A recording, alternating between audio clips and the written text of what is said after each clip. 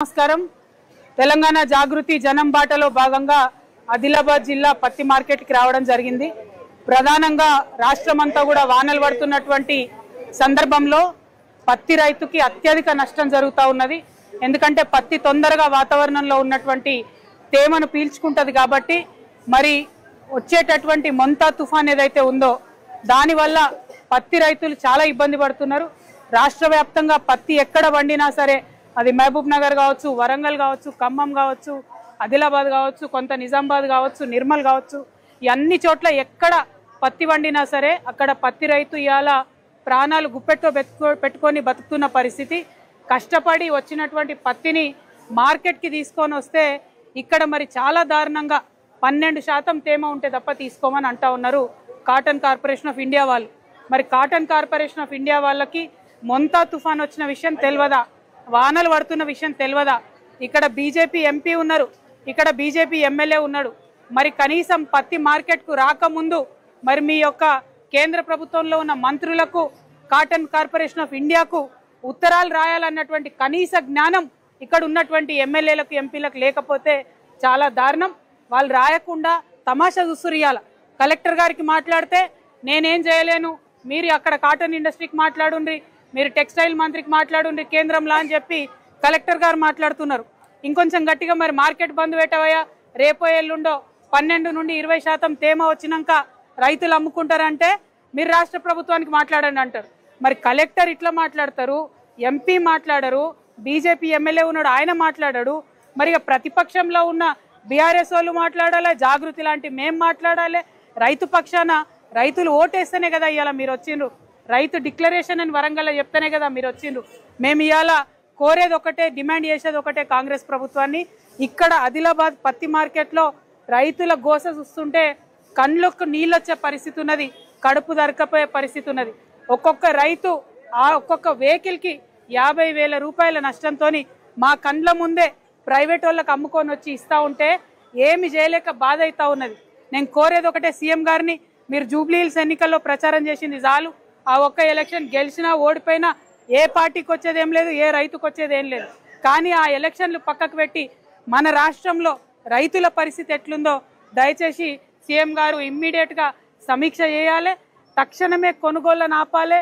లేదంటే మార్కెట్లో మీరు చెప్పండి 20 నుంచి 25% ఉన్నా సరే తేమ కొనమని చెప్పండి। వాళ్ళు పాపం ఆటోలు కట్టుకొని ట్రాక్టర్లు కట్టుకొని ఈడి దాకా తీసుకొచ్చారు, వెనక్కి తీసుకుపోరాదు, ప్రైవేట్ వాళ్ళకి అమ్ముకోరాదు, మీరేమో కొంటలేరు। ఇవన్నీ పరిస్థితులు దయచేసి చూడండి। ఒక్క పత్తే కాదు, మక్కకు అదే పరిస్థితి ఉంది, సోయాకు అదే పరిస్థితి ఉంది, వరికి అదే పరిస్థితి ఉంది। ఇదివరకు ప్రభుత్వంలో బీఆర్ఎస్ ప్రభుత్వంలో తేమ వచ్చినా బూజు పట్టినా మొలకలు వచ్చినా కూడా చివరి గింజ వరకు కొన్నాం। అదే చిత్తశుద్ధి ఏ ప్రభుత్వం వచ్చినా తెలంగాణలో అది రూల్ కావాలి, ఈ పార్టీ ఆ పార్టీ అని కాదు, రైతుకి లాభం జరగాలన్నదే ప్రధానమైన రూల్ తెలంగాణకు కావాలి। తెలంగాణ ఉట్టిగా తెచ్చుకోలేదు, మీరందరూ అధికారంలోకి రావడానికి తెచ్చుకోలేదు, తెలంగాణ తెచ్చుకున్నది రైతులు బాగుండడానికి। నేను ఇవాళ డిమాండ్ చేస్తున్న కాంగ్రెస్ పార్టీని, డిమాండ్ చేస్తా ఉన్న బీజేపీ పార్టీని, ఇక్కడ పాయల్ శంకర్ అన్న గారు అసెంబ్లీలో వాళ్ళ పక్ష నేత కూడా ఉన్నారు బీజేపీ పార్టీకి, మీరు చెప్తే ఖచ్చితంగా మోడీ గారు వింటారు। మీరు ఇమీడియట్గా కేంద్ర ప్రభుత్వానికి మాట్లాడండి, మీరు ఇమీడియట్గా కేంద్ర మంత్రికి మాట్లాడండి, తక్షణమే మధ్యాహ్నం లోపల 20 నుంచి 25% లోపల తేమ ఉన్న పత్తి కొనాలని రిజల్ట్ తీసుకురండి, లేకపోతే ఇక్కడ ఉన్న ఇంతమంది రైతుల ఉసురు ఖచ్చితంగా మీకు తగులుతుందని చెప్పి నేను హెచ్చరిక చేస్తా ఉన్నాను। రైతుల పక్షాన నిలబడాలని ప్రభుత్వాన్ని డిమాండ్ చేస్తున్నా। ఎట్ ద సేమ్ టైం ఈ మార్కెట్లో నిన్న హమాలీలను మా ఆడబిడ్డలను ఒక 60 నుంచి 70 మందిని తొలగించేటటువంటి ప్రయత్నం చేసిండ్రు। మేము ఏడీ మార్కెటింగ్ గారికి మాట్లాడినాం, వారు టెంపరీగా దాన్ని ఆపిండ్రు, కానీ కలెక్టర్ గారిని కూడా నేను రిక్వెస్ట్ చేస్తా ఉన్నా, దయచేసి ఆడబిడ్డల కడుపు కొట్టకండి, ఆ హమాలీలను కొనసాగే విధంగా చూడండి అని కూడా డిమాండ్ చేస్తా ఉన్నాను। Thank you. జై తెలంగాణ, జై తెలంగాణ, ఏంటది హిందీ, జై తెలంగాణ। ఇక్కడ 16 వచ్చింది, బయట 12% వస్తుంది। जय तेलंगाना। आज हम आदिलाबाद मार्केट कमेटी में खड़े हैं। यहाँ पे जो कॉटन फार्मर आया है वो यहाँ कॉटन लेके आया है, आने के बाद इमीडिएटली रूल बदल दिए गए।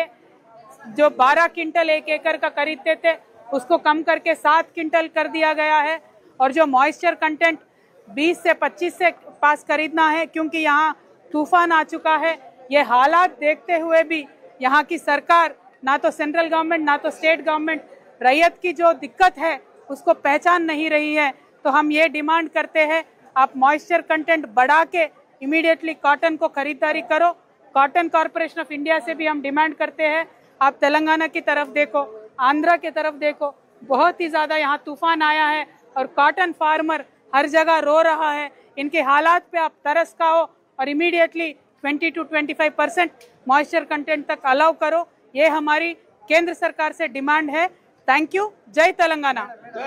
ఆంధ్రాలో పవన్ కళ్యాణ్ గారు, చంద్రబాబు నాయుడు గారు తుఫాన్ వల్ల రైతులు నష్టపోతే పొలాలకు పోయి చూస్తున్నారు మేడం. మన సీఎం ఎమ్మెల్యేలేమో జూబ్లీ హిల్స్ ఎన్నికల ప్రచారంలో ఉన్నారు. అంతే కదా, జూబ్లీ హిల్స్ సినిమా ఇండస్ట్రీలో ప్రచారంలో ఉన్నాడు. ప్రచారం చేస్తారు, ఇంకోటి ఏం చేస్తారు. రైతు రిటర్న్ కాంగలవని అదే కదా, ఓట్లు అయిపోయినాయి కదా. జూబ్లీ హిల్స్ లో రైతులు లేరు కదా, మరి ఆయన బాధ ఆయనది. తొక్కి పట్టి తీస్తే అంతే, ఎగ్జాక్ట్లీ.